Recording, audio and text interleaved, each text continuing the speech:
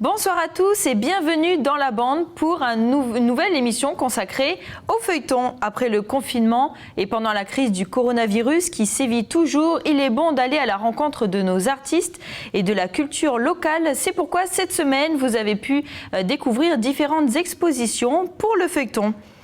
Et on va en parler ce soir avec nos invités. Elvis Gourou, bonsoir. Bonsoir. Alors, vous avez été récemment nommé chargé d'action culturelle au Centre culturel Pomemi de Koné. Et vous avez fait de nombreuses choses, on le verra tout à l'heure pendant cette émission. En tout cas, merci d'être avec nous. Juste à côté, Sonia Kondolo, bonsoir. Bonsoir. Alors, vous êtes aussi du Centre culturel Pomemi, mais vous êtes secrétaire de l'association Poaboavi Sila. Et on verra le rôle de cette association-là pour le Centre culturel Pomemi. Juste à côté, bonsoir Jean-Mathias. Wow. Jean-Mathias Djaïwe, vous êtes directeur du Centre culturel de Yengen, le Centre culturel Guama Boarat.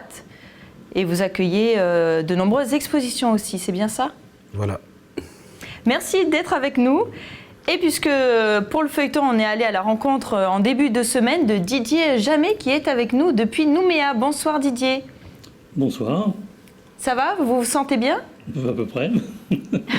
Alors merci d'être avec nous et de faire partie de la bande. Vous êtes dessinateur, vous dessinez sur tablette, c'est bien ça? C'est ça. Retraité dessinateur, si on veut. Alors je dessine sur un iPad, oui, tout à fait. Et vous avez votre tablette avec vous tout le temps? Je l'ai quasiment tout le temps avec moi, oui. Bon, ce soir, vous aurez l'occasion de dessiner. N'hésitez pas pendant l'émission si vous avez envie et on découvrira vos dessins. D'ailleurs, je vous propose que l'on découvre tout de suite les dessins de Didier, des dessins qui sont exposés actuellement au Château Hagen à Nouméa pour l'événement qui s'appelle Tutti Frutti, un reportage qui a été réalisé par Alexandre Sigura et diffusé lundi soir dans votre journal. À tout de suite.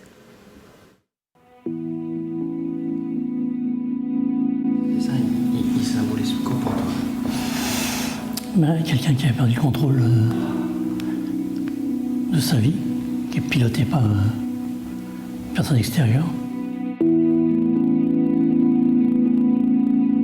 Ma soeur est décédée il y a 2 ans, et avant de décéder, elle m'a dit tu devrais te mettre au dessin, et ça, c'est pas mal ce que tu fais. Voilà, donc je l'écoute, je l'ai écouté, et puis depuis son décès, c'est un peu aussi pour elle que je dessine. Je me suis mis réellement seulement il y a 2 ans, lorsque j'ai pris ma retraite, et j'ai fait l'acquisition de cet iPad et de ce stylet. Voilà mon atelier, et depuis 2 ans maintenant, je dessine tous les jours. Je peux modifier, effacer, changer les couleurs. Il y a une très grande liberté donc avec le dessin numérique. Tous mes dessins vont très vite. Tout ça c'est maximum une demi-heure. Je trouve que c'est vraiment incroyable de dessiner comme ça sur tablette et d'exposer les dessins. Jean-Mathias, qu'est-ce que vous pensez de ces réalisations? C'est très joli, hein. C'est les nouvelles techniques d'aujourd'hui. Il faut pouvoir diffuser ces nouvelles techniques auprès de large public, et notamment des jeunes. Hein. Sonia, vous êtes d'accord? Utiliser les tablettes, ça peut être bien aujourd'hui? Mais oui, tout à fait. Son travail, là, je l'ai regardé, il est très bien, et ça, nous avons reçu récemment aussi au Centre culturel provincial de Pomemi Nico qui aborde aussi la même technique, et donc c'est un support moderne hein, que les gens utilisent maintenant, enfin les jeunes, et c'est une manière aussi de faire passer des messages. Et je pense par exemple à des événements, enfin en tout cas plus traditionnels, des actions plus traditionnelles qu'on peut utiliser à travers ces nouveaux outils. Donc c'est très bien. Nico qui est le dessinateur de Frimeur des Îles. C'est ça. Ah, c'est lui là. Oui. Elvis, vous dessinez? Un peu. Ça m'arrive de temps en temps de griffonner un peu, mais je ne suis pas un bon dessinateur. Et qu'est-ce que vous pensez des dessins de Didier? C'est une discipline à développer un peu plus, parce qu'on il faut se mettre à la page par rapport aux enfants, et puis ce qu'ils exploitent tout le temps, dans la vie de tous les jours, comme à l'école. Donc là, il faut continuer dans ce sens-là. Bon, en tout cas, Didier, vous avez beaucoup de talent et votre Merci. sœur avait raison. Vous êtes lancé récemment dans le dessin? Bah oui, c'est 2 ans, donc c'est tout récent. Avant, je dessinais un petit peu sur papier, mais très peu. Et cet outil est vraiment super, je trouve. Et ça permet à tout le monde de dessiner. Est-ce que vous pouvez nous montrer un petit peu comment ça fonctionne sur votre tablette? Oui, tout à fait. Alors, je vais prendre un dessin que je viens de faire récemment, d'ailleurs. Celui-ci, par exemple. C'est sur une application, c'est ça? C'est une application qui s'appelle Procreate et qui est donc fournie sur l'App Store d'Apple. Et c'est un outil qui est très très riche. Je peux choisir n'importe quel jeu. On m'entend? Oui, Oui, on vous d'accord. entend très bien. N'importe quelle texture, par exemple, je peux sélectionner une zone comme ceci et aller la remplir avec des petits pois, par exemple. Comme ça. Donc vraiment, vous laissez libre cours vos inspirations grâce à En ce qui cette me concerne, application. oui, tout à fait. J'ai pas de modèle, tout sort de l'intérieur. Hein. Je peux pas recopier quelque chose. Parfois, je m'amuse à partir d'une photo de quelqu'un qui va me servir de départ. Mais au final, ça ressemblera pas beaucoup à la personne qui a servi de modèle, je dirais. C'est des œuvres finalement qui sont plus rapides à faire que si vous les peignez à la main? Je n'aurais pas la patience. Je l'ai fait une fois. Château Hagen, il y a une petite acrylique que j'ai faite à la main et ça a pris beaucoup trop de temps. Ça ne m'a pas amusé du tout. Alors que là, ça va très vite. Je peux effacer, je peux revenir en arrière, aller chercher un ancien dessin, le recopier, le dupliquer pour le modifier. Et après, bon, je mets tout sur Instagram. Et en une journée, par exemple, vous pouvez faire combien de dessins? En moyenne, j'en fais 2. On verra vos talents en fin d'émission si vous pouvez faire des portraits. Oui, pardonnez-moi d'avance. Pas de problème, Didier. Vos dessins sont disponibles au Château Hagen pour l'événement Tutti Frutti. Jusqu'à quand? Jusqu'au 8 août. Et j'ai également une exposition au Dumbéa Mall, à Dumbéa, où j'ai 19 dessins aussi qui sont exposés. Ben, n'hésitez pas, chers téléspectateurs, à aller voir cette exposition. Il y a aussi au Château Hagen 4 autres artistes plasticiens qui exposent. Je vous conseille d'aller voir. Mais en parlant d'exposition, il y a aussi une exposition en ce moment au Centre culturel Pommémy, des récifs et des hommes. Elvis, est-ce que vous pouvez nous en parler? Oui, alors l'exposition des récifs et des hommes, c'est un prix de la DCK, du Centre culturel Jean-Marie Thibault, qui a été mené avec l'IRD, l'Institut de recherche et développement, et puis sous la houlette de Mathieu Juncker, qui est biologiste marin et qui a fait un travail de recherche au niveau des savoirs traditionnels pour venir en complément de tout ce qui est savoir scientifique. Donc ça a duré 3 ans, donc il a eu le temps de prendre de belles photos. Et avec son père qui l'a accompagné pendant cette aventure-là, voilà, des belles peintures aussi qui viennent compléter l'exposition, avec 2 projections à l'intérieur de l'exposition. Une projection sur un petit documentaire de 7 minutes et un making-of de 2 minutes. Et sur le même package, il y a une conférence qu'on a prévu de positionner pour le 23 juillet. Voilà. Donc c'est vraiment une exposition complète. Mathias, est-ce que vous avez l'habitude de voir des expositions comme ça? Parce qu'il y a des photos, des peintures, mais aussi un documentaire, un travail sur 3 ans, c'est quand même exceptionnel. Oui, j'ai eu l'occasion de voir l'expo là-bas pour Pommémy. On devait le recevoir aussi à Yengen, mais la maladie est passée, là, le Covid-19, du coup on n'a pas pu l'accueillir. Ah ça chamboule tout. Oui, voilà. Et donc les camarades de Koné, ils ont accueilli, mais... Ouais, c'est un gros travail. Ça s'est réalisé dans le sud, vers Yaté, Île-des-Pins, et puis aussi à Gomène, je crois, et à Ouvéa. Et donc c'est une très belle exposition avec plusieurs supports très, très intéressants. Sonia, c'était important pour vous de mettre en place des expositions comme ça qui montrent aussi le savoir-faire entre autres des pêcheurs? Mais oui, oui, tout à fait. Cette exposition Récifs et des hommes, Enfin, moi, je trouve ce qui a d'intérêt dans cette exposition, c'est que, bon, comme disait Elvis, bon, c'est un travail, il y a eu un regard scientifique, mais également aussi de témoignages aussi de personnes qui pratiquent encore des techniques de pêche. Enfin, bon, Jean-Mathias disait que, bon, c'est vrai que l'expo tourne autour beaucoup de l'île de Cougnier, enfin, avec les pêcheurs de là-bas. Mais c'est intéressant parce que en venant voir l'expo, on peut redécouvrir aussi des techniques de pêche qu'on aurait perdues et pouvoir peut-être réapprendre aussi à travers les explications qui sont données. Et le fait aussi d'agrémenter l'exposition avec, comme disait Elvis, avec une conférence.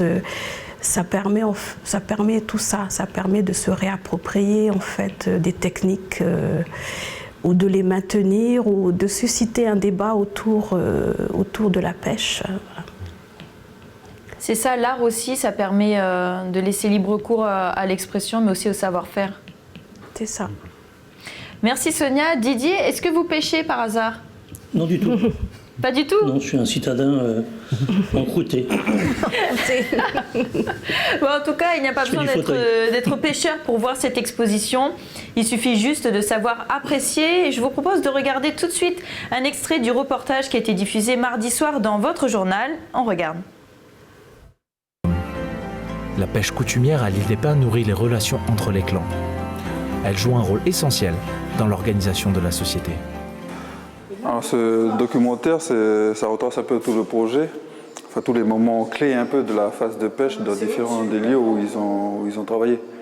C'est-à-dire on a une grosse partie à Île des Pins et puis surtout le message des personnes qui sont dedans, les vieux qui font le rapport entre la pêche et puis la protection marine. Alors l'origine de ce projet, c'est Mathieu Djenkerk, qui est directeur actuel de l'Observatoire de l'environnement de la Nouvelle-Calédonie. Donc à la base, c'était un doctorant, et puis la traduction un peu de cette exposition, c'est toute la partie scientifique qui voulait faire accéder à un grand public. Et là, vous pouvez apprécier des peintures aussi qui accompagnent aussi les photos, qui sont de Bertrand Djenkerk, qui est le papa de Mathieu, et qui vient d'une grande école d'art en France. En fait, chaque peinture, c'est différentes scènes de mode opératoire de la pêche, c'est-à-dire du repérage du poisson, la préparation des outils et puis la partie de pêche en général. Jean-Mathias, vous exposez aussi en ce moment. Quelles sont les expositions qui sont disponibles au centre culturel Guama Borat?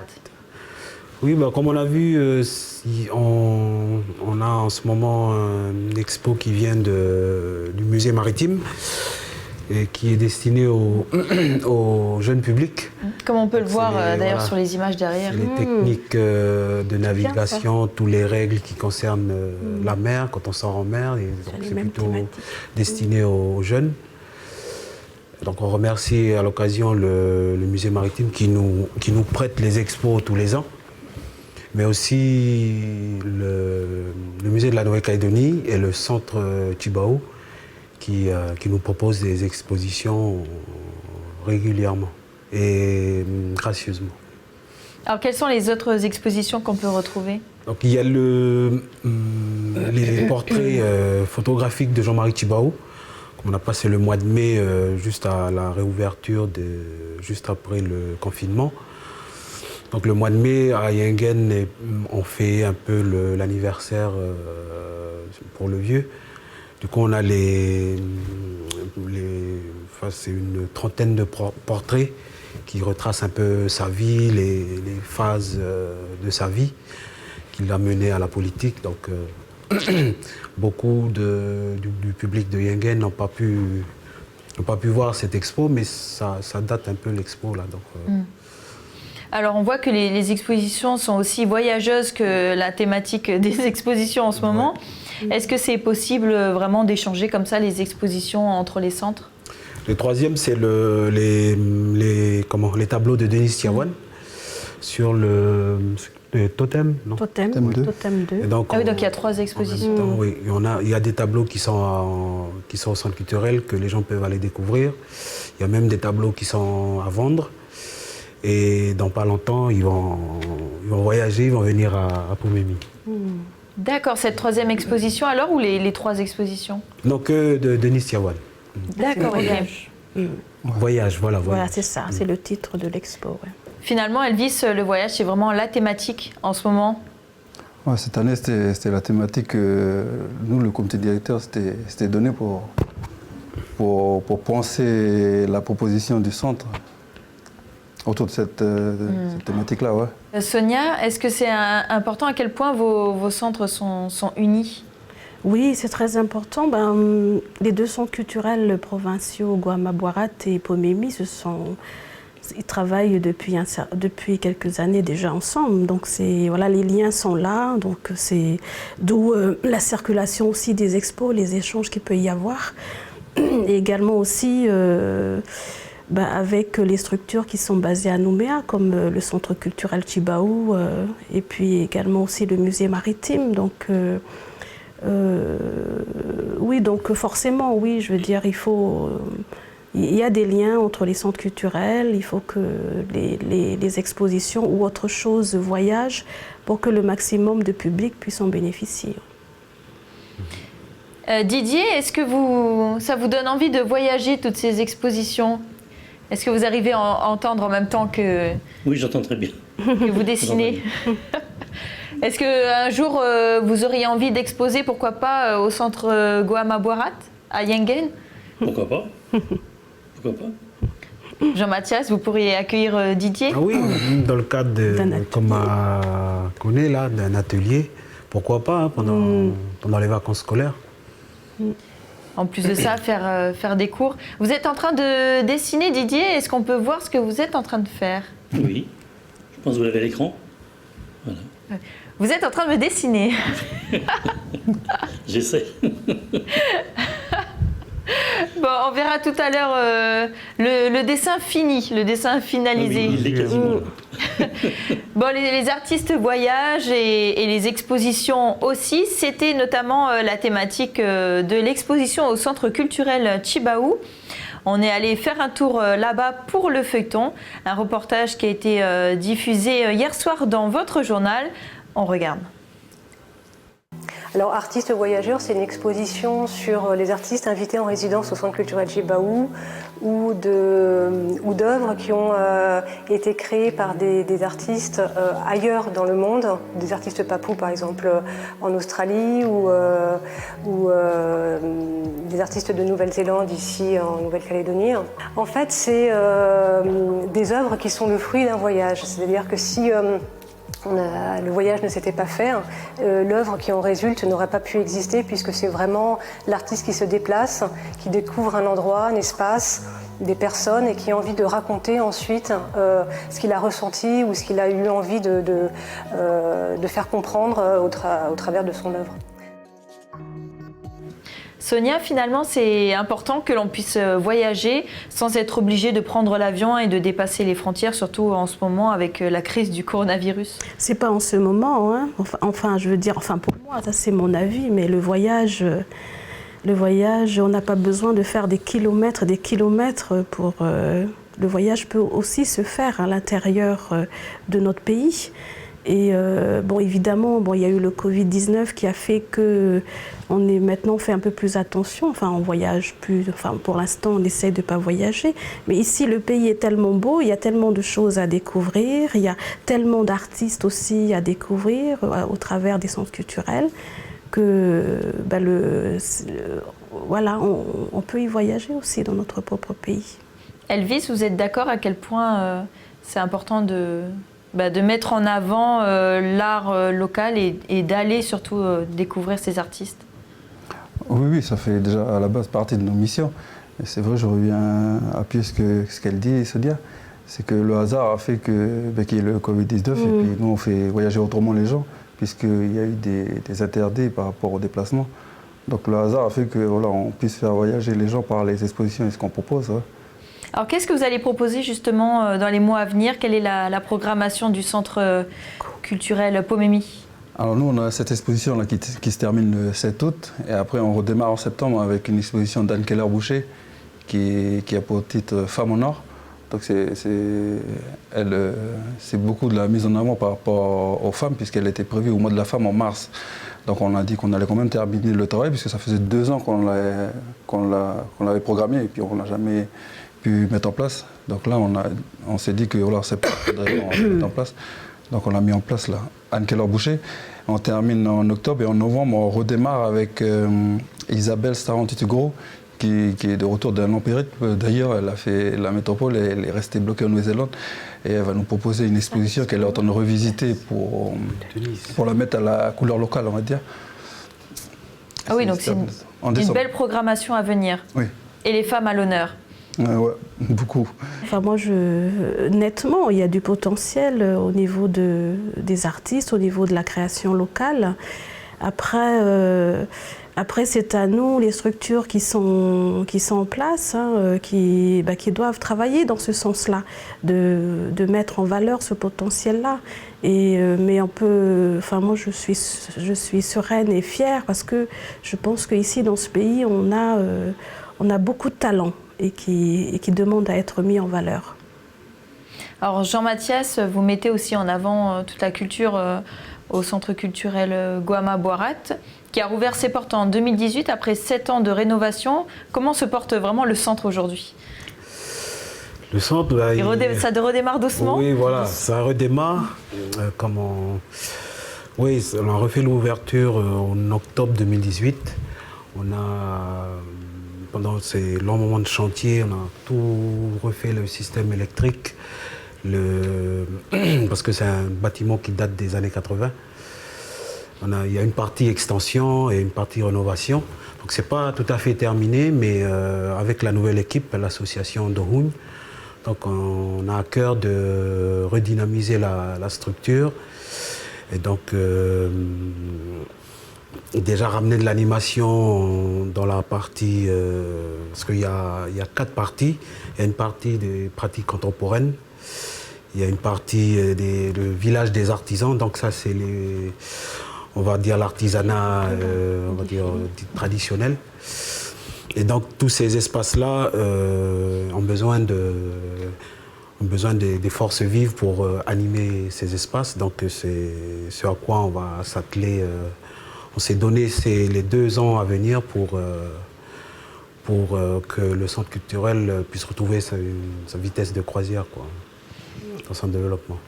Est-ce que vous avez des actions qui sont prévues là Cette année, oui, on a fait des résidences sur la vannerie, la sculpture. Là, en ce moment, c'est la sculpture, la semaine prochaine encore. Donc c'est un travail qu'on réalise avec les districts coutumiers qui représentent les tribus. Donc chaque tribu envoie un jeune sculpteur ou confirmé ou qui apprend pour sculpter les poteaux qui représentent chaque tribu de Yingen pour pouvoir faire une espèce de clôture, une ceinture autour du centre culturel. Et ah oui, c'est un beau projet.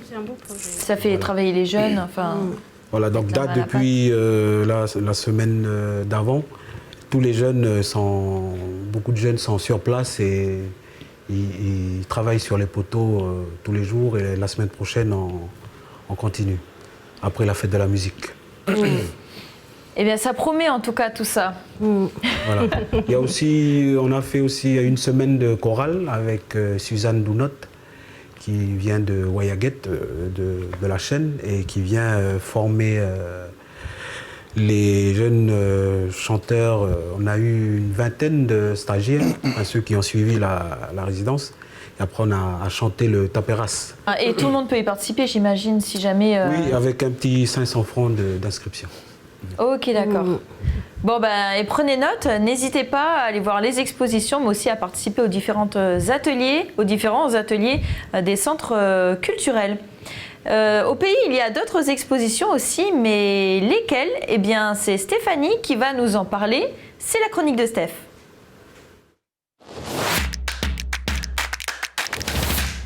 Bonsoir.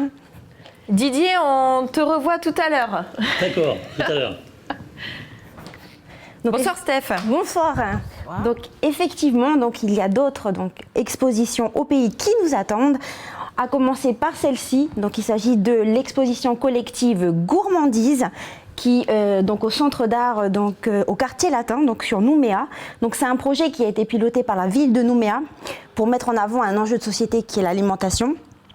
Donc de nombreux artistes ont répondu présents tels que Franck Chansan dit Kiki ou encore Laurence Lagabrielle, pour ne citer bien sûr qu'eux, puisqu'il y en a un certain nombre. En tout cas, entre péché mignon et vertu, donc il y en a pour tous les goûts, c'est une exposition qui est visible jusqu'au 1er décembre 2020, donc la gourmandise est-elle un vilain défaut?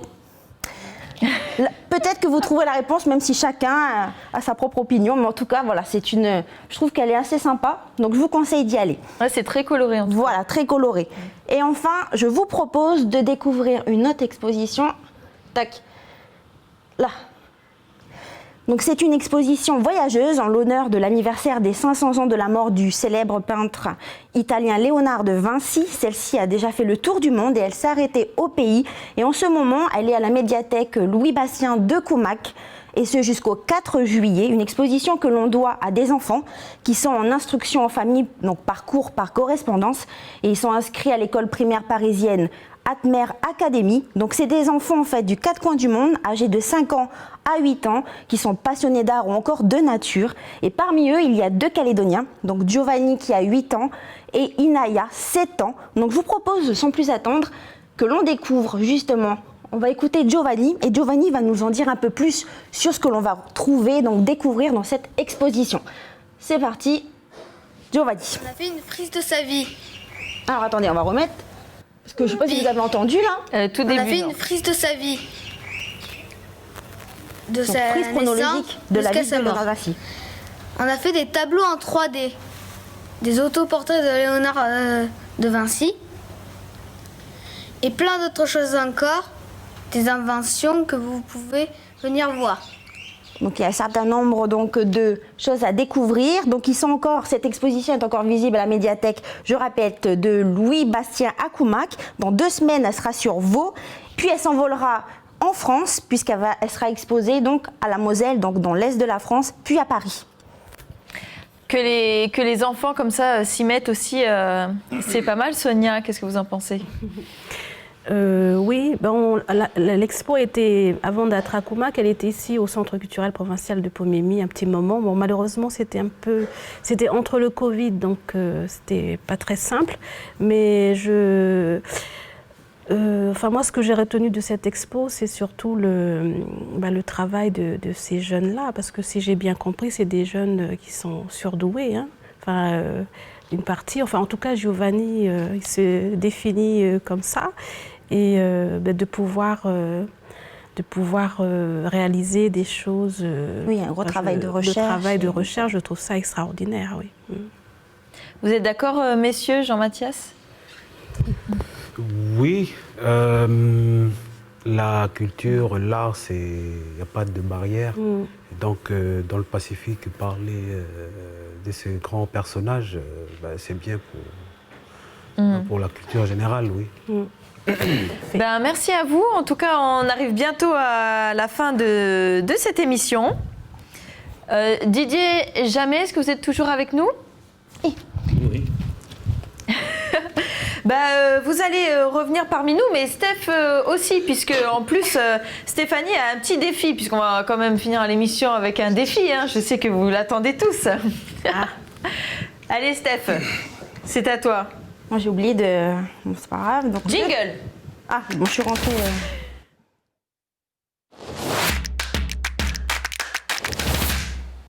Donc, dans le petit jeu, vous allez voir, c'est assez simple. Vous allez voir apparaître donc des œuvres et vous devrez me dire de quel mouvement artistique il s'agit.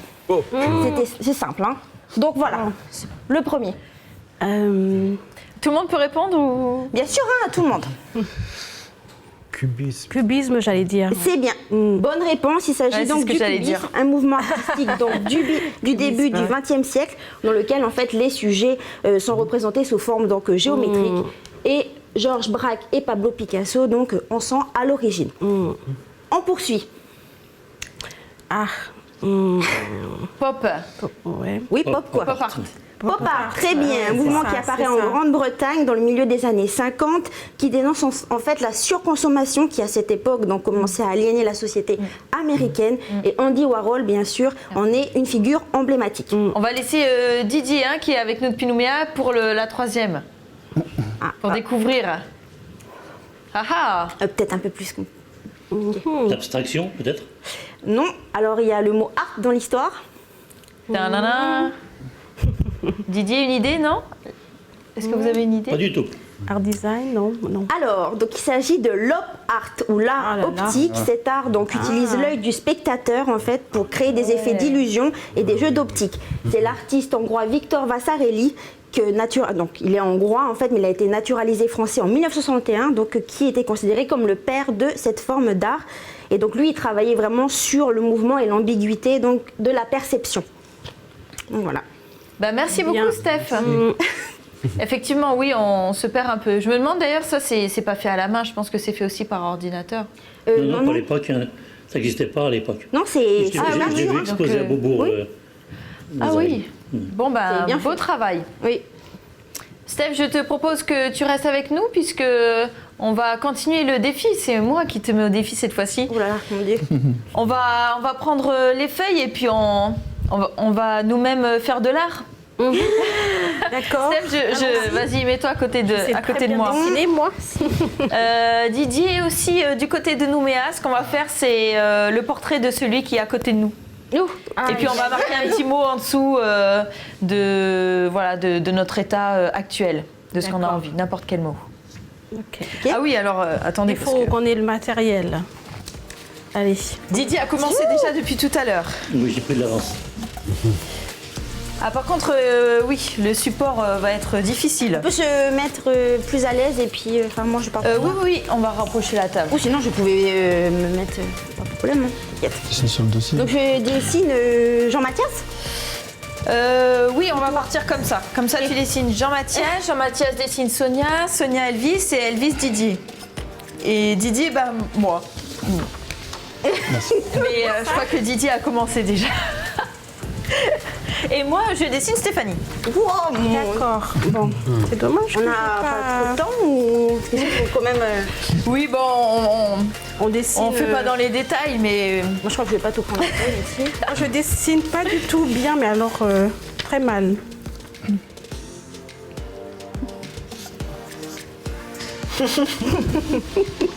Bon, je sais pas dessiner.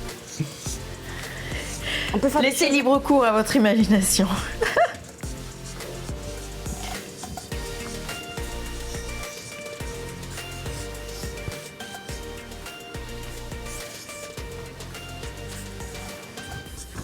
Avec un mot, on va marquer un mot quand même dessous.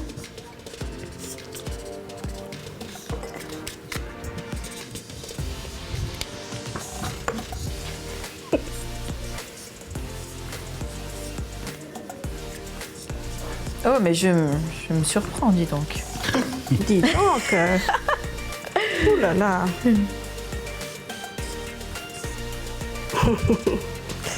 Bon, il y a plusieurs couleurs, hein, je crois que... On fait le corps aussi? Ah non. Et il faut mettre une petite phrase.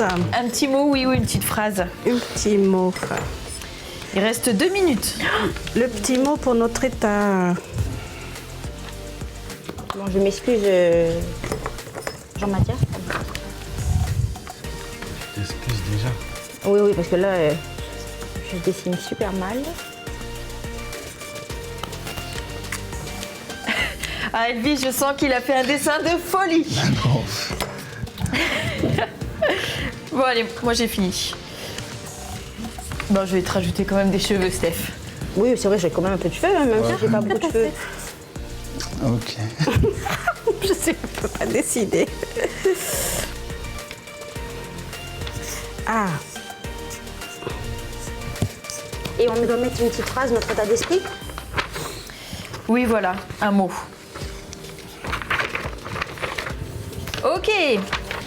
Bon, alors qui commence? Elvis, je t'en prie. où ça? Ah oui, Voilà.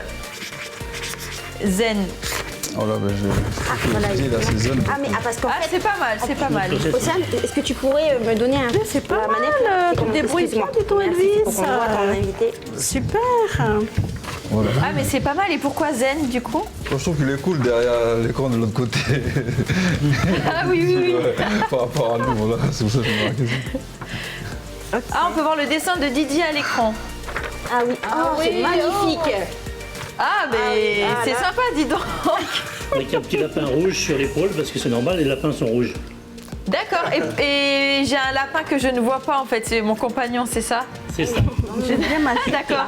Très beau dessin, Didier. Sonia. Oui. Ben moi, c'est le portrait d'Elvis. C'est très beau. Hein. Il a l'air très zen aussi. Oui, je ne sais pas du tout dessiner les amis. Et quelle est la phrase? Que vive la culture et le voyage. Que vive la culture et le voyage. Voilà. Ah, mais c'est beau. Merci, Sonia. Jean-Mathias. Non, moi, sur Sonia, j'ai retenu que Belle Écharpe qui est là. Mais je dis, c'est cool. Montre-moi. Cool, on va lever un peu.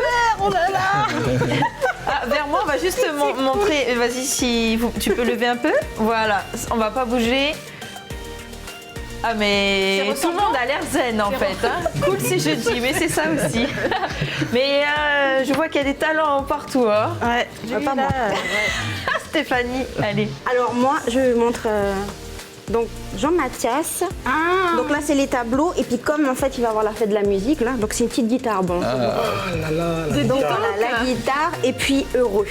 Ah, il y a de belles choses qui se passent à Ingen. Voilà. Ah, Stéphanie, si tu peux montrer à la caméra derrière moi. Là. Bon, j'ai encore du chemin. Jean-Mathias est heureux. Oui. Mais. Ah, puis il y a, entre les. On voit la guitare comme ça. Là, il est un peu bizarre, là, c'est vrai. Hein. On va remontrer. Elle est spéciale, ma On guitare. remontre aux téléspectateurs. Ça on dirait une carotte. Non. Pas du tout. Elle est bien, ma guitare, elle est unique. Mais on dirait une clé, c'est la clé qui ouvre toutes les portes. Oui. Ah, peut-être, hein. Écoute, Super. on interprète après chaque Ah oui, et moi, moi, je montre à la caméra. Je sais pas si vous pouvez bien voir. Ah, c'est pas mal. C'est Stéphanie. Ah oui, ouais, c'est bien, ouais. Et on a deux. Vous deux, là, vous s'en sortez. Et j'ai mis le mot curiosité parce que toutes ces expositions me rendent curieuse. Donc voilà. Ben, merci à tous. En tout cas, si Diti, on l'a vu. Merci à tous en tout cas d'avoir fait partie de la bande ce soir. Et puis qui sait, un jour on verra peut-être les expositions d'un de nos talents tout à fait. dans un des centres culturels. Bien sûr. Mathias. Merci à tous, bonne soirée et nous on se retrouvera la semaine prochaine pour un nouveau feuilleton. En attendant, portez-vous bien et à bientôt. À bientôt.